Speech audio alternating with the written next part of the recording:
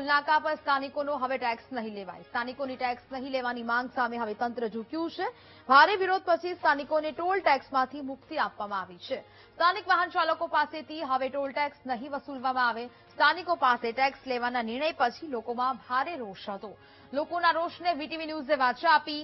VTV ન્યૂઝે લોકપ્રિય કાર્યક્રમ મહામંથનમાં અહેવાલ દર્શાવ્યો હતો અને તેની અસર છે તે અહીંયા જોવા મળી છે. અને હવે સ્થાનિકોને આ ટોલ ટેક્સમાંથી મુક્તિ આપવામાં આવી છે. તંત્ર તેમના નિર્ણય સામે ઝૂક્યું છે. સ્થાનિક વાહન ચાલકો પાસેથી હવે ટોલ ટેક્સ નહીં વસૂલવામાં આવે.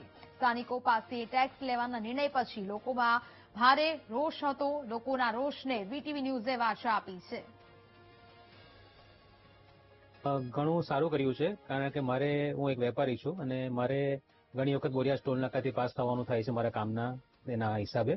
તો અત્યાર સુધીમાં મારા 2-3 વખત આવી રીતે પૈસા કપાયા, જે મને ત્યારે લાગતું પણ હતું કે આ ખોટું થઈ રહ્યું છે. પણ હવે જે નિર્ણય લીધો છે એ પ્રમાણે મને લાગે છે કે આવો જ નિર્ણય આ રહેવો જોઈએ અને કાયમ માટે આ વસ્તુ બંધ રહે એવી ઈચ્છા રાખીએ છીએ. આજુબાજુના નવસારીના જે લોકો છે તેને તકલીફ ઓછી થશે ને રોજ જે અવર જવર વાળા છે તેને સગવડતા રહેશે. મારા હિસાબે જે કર્યું છે બરાબર જ ચાલુ કરવાનું પગલું બરાબર ના.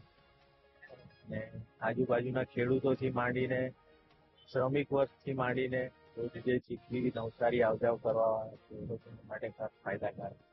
1 મે થી અહીં બોરિયાદ ટોલ નાકા પર નવસારી જિલ્લાના વાહન ચાલકોનો અને સ્થાનિક લોકોનો ટોલ લેવાનું જે ચાલુ કરેલું એ ગઈકાલે નાકર સમિતિ દ્વારા કલેક્ટરને આવેદનપત્ર આપીને રજૂઆત કર્યા બાદ ગઈકાલથી એ ટોલ સ્થાનિકોનો લેવાનું બંધ કર્યું છે.